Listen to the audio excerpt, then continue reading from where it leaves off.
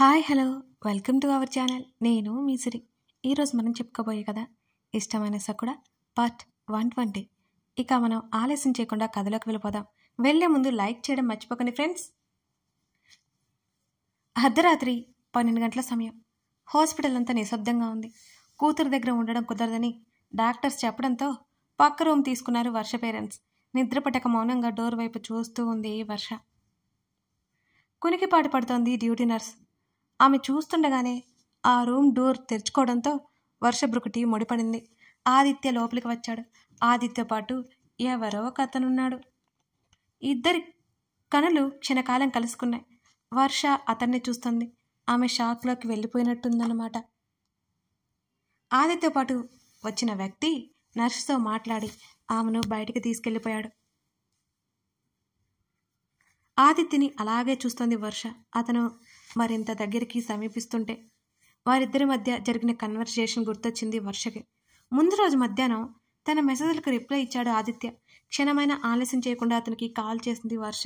అతను లిఫ్ట్ చేయగానే ఆతృత పడింది. ఆది, నువ్వు బాగానే ఉన్నావా? ఎందుకు నా కాల్స్ లిఫ్ట్ చేయట్లేదు? ఆమె ఏడుస్తూ అడిగింది. ఆమె కోప్పడే సిచ్యువేషన్ లేదు. తన ప్రెగ్నెన్సీ గురించి అతనికి చెప్పాలి.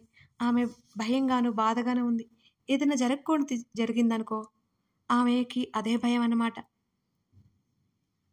ఎంత జాగ్రత్తగా ఉన్నా కొన్నిటి నుంచి తప్పించుకోలేమన్నట్టు ఆమె ప్రెగ్నెంట్ అవడం ఆమెకు నిజంగానే ఒక టఫ్ సిచ్యువేషన్ అయింది. నీతో మాట్లాడాలి అన్నాడు ఆదిత్య ఆమె ప్రశ్నలకు సమాధానం ఇవ్వకుండా. అలాగే ఆది, నేను కూడా నిన్ను చూడాలి. ఎక్కడున్నావు? ఆమె త్వరగా అడిగింది. నువ్వు రెడీగా ఉండు, నా ఫ్రెండ్ నిన్ను అరగంటలో తీసుకొస్తాడు. అతను చెప్పడం ఆలస్యం. వర్ష తెగ సంతోషపడిపోయింది. అలాగే ఆది అని చెప్పింది. ఓపిక లేకపోయినా ఉత్సాహంగా వర్ష. చెప్పినట్టుగా మరో అరగంటలో ఒక అతను వచ్చాడు. వర్షని ఆదిత్య దగ్గరికి తీసుకెళ్లాడు. ఆ ఇంటి చుట్టూ సెక్యూరిటీ ఉంది. అది చాలా చివరగా ఉంది. ఎంతో పెద్ద ఇల్లులా ఉంది. అవన్నీ తమకి ఉన్నాయి కాబట్టి ఆశ్చర్యపోలేదు వర్ష. వెనక నుంచి ఆదిత్య ఉన్న గదిలోకి తీసుకెళ్లిపోయాడు. బెడ్ మీద కూర్చుని బెడ్ రెస్ట్కి ఆనుకుని ఉన్నాడు ఆదిత్య. అతనికి ఇంకా దెబ్బలు తగిలినట్టు తలకి కట్టు ఉంది. చేతికి కూడా కట్టు ఉంది. ఆది అతన్ని చూడగానే పరిగెత్తుకుంటూ దగ్గరికి వెళ్ళి కౌగిలించుకుంది వర్ష. 2 క్షణాల పాటు అతను అలాగే మౌనంగా ఉన్నాడు. ఎందుకు నువ్వు నా కాల్స్ లిఫ్ట్ చేయట్లేదు? అసలు ఎంత భయపడుతున్నానో తెలుసా? ఆమె ఏడుస్తూ అతని ముఖానికి ముద్దులు పెట్టసాగింది. ఆమె భుజాలు పట్టుకుని విసిరివేసినట్టు దూరం జరిపాడు ఆదిత్య.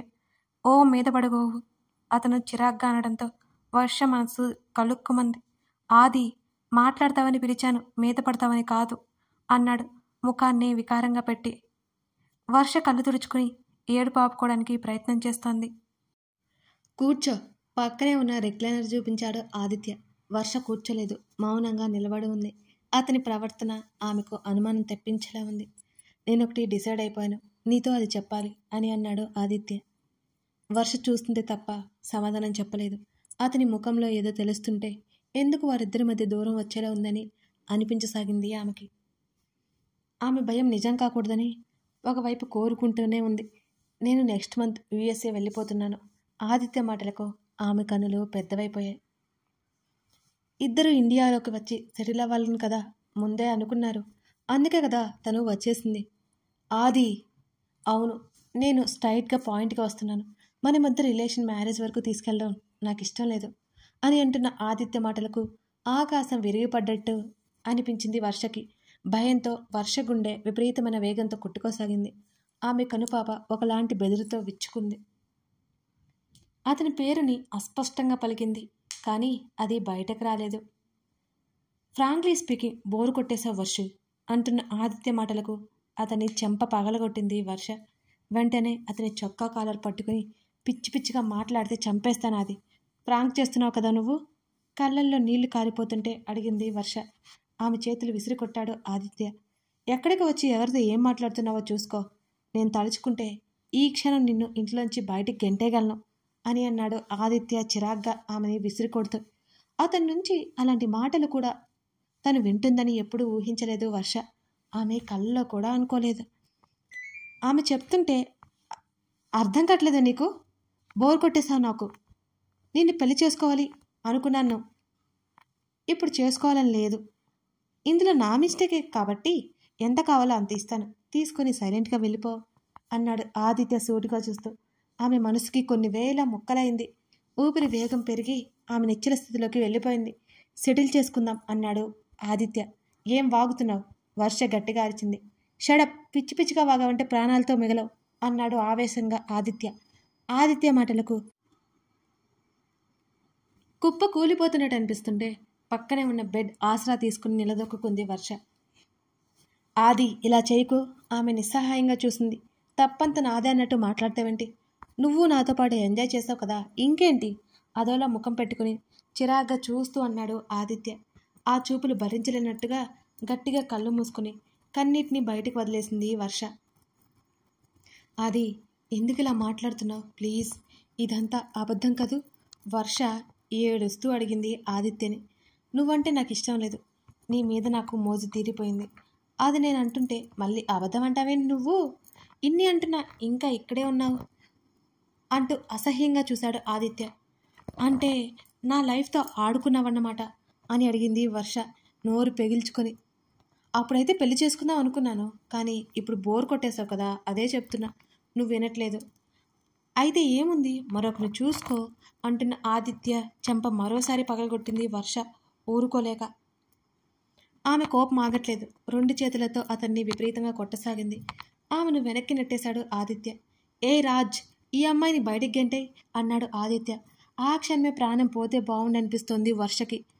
నిన్ను నమ్మాను చూడు, తప్పు నాదేలే. నీ దగ్గర నన్ను నేను వదిలేసుకోవడంతో పాటు నా క్యారెక్టర్ని కూడా నేను వదిలేసుకున్నాను. నిరూపించేశావు నువ్వు. చాలా చాలా థ్యాంక్స్. నువ్వు నా దృష్టిలో పడిపోయావు ఆదిత్య. నా దృష్టిలో చచ్చిపోయావు. వర్ష లో గొంతుకతో చెప్పి వెనక్కి తిరిగింది. ఆమె రూమ్కి వచ్చేసింది. వర్షకి మతిపోయినట్టే ఉంది. తను ప్రెగ్నెంట్ అనే విషయం అతనితో చెప్పాలని ఎంతో ఆతృతగా వెళితే అతను అన్న మాటలకి ఆమె అక్కడే చచ్చిపోయి తిరిగి వచ్చింది. అవి పదే పదే గుర్తుకొస్తుంటే నేల మీద పడి గట్టిగా ఏడవసాగింది వర్ష. తల బాదుకుని ఏడుస్తూ ఆమె ఆలోచనల మధ్య బ్రతకాలి అనే ఆశ కోల్పోయింది ఆమెలో. ముందు వెనుక ఆలోచించకుండా వెంటనే రిస్ట్ కట్ చేసుకుంది వర్ష. ఆమె ఎంత ధైర్యవంతురాలైనా ఆదిత్య గుర్తుకొస్తుంటే ఆమె బలం సన్నగిల్లింది. తను ప్రెగ్నెంట్. ఆదిత్య ఏ సంబంధం లేనట్టు మాట్లాడుతున్నాడు. తనతో ఇక రిలేషన్ కూడా కాదు అనుకున్నాడు. ఆమె మోసపోయింది. పిచ్చిగా ప్రేమించిన అతను మోసం చేశాడు. ఆ క్షణం ఆమెకి కడుపులో బిడ్డ గుర్తుకు రాలేదు.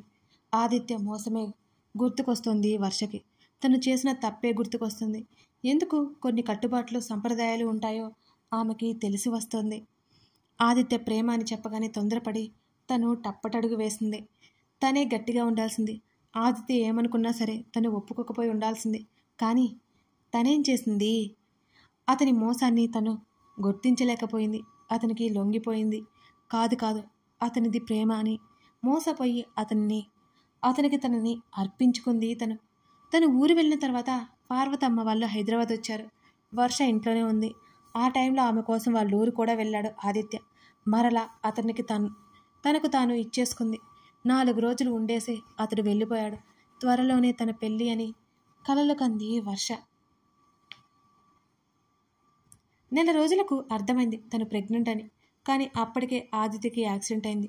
అతను బ్రతికి లేడు అని తెలిసి చచ్చిపోవాలనుకుంది. ఆ క్షణం ఆమె మెదడు మొద్దుబారిపోయింది. ఆదిత్య బ్రతికే ఉన్నాడని గగన్ చూపించకపోయి ఉంటే అప్పుడే ప్రాణాలు తీసుకునేది. అతను లేని జీవితాన్ని తను ఊహించుకోలేకపోయింది. అతని కోసం ఎదురు చూసింది. చాలా చాలా ఎదురు చూసింది తను. ప్రేమలో సంతోషం సుఖం మాత్రమే కాదు, కష్ట నష్టాలు బాధలు కూడా ఉంటాయని వర్షకి అర్థమైంది.